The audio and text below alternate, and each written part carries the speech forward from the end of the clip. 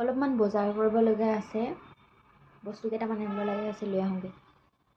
কিবা এটা খাওঁ বুলি ফাষ্ট ফুডৰ দোকানখনত সোমালোঁ। এইখনত ইমান ভিৰ, তাৰপিছত বেলেগ এখনলৈ গ'লোঁ, তাত গৈ পালোঁগৈ, ম'ম'জ ল'লোঁ, খাই বৈ আহিলোঁ।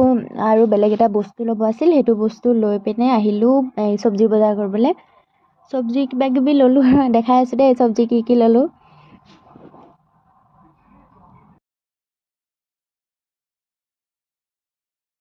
বজাৰ কৰি আহিলোঁ, এইখিনি চব্জি আনিছোঁ। কি কি আনিলোঁ, কেইটকা আনিলোঁ দেখাই আছোঁ।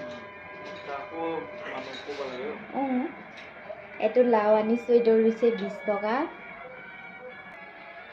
এইকেইটা কাঁচকল 10 টকাৰ। এটা বেঙেনা, এইটো কেইটকা ল'লে বা গম নাপাওঁ।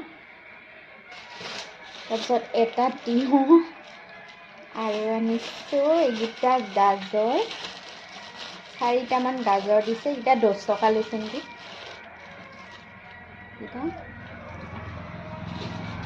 আৰু শেষত এইখিনি ধনিয়া এনে দিছে। এতিয়া ধনিয়া মানে এনে দিব পৰা হৈ গৈছে আৰু।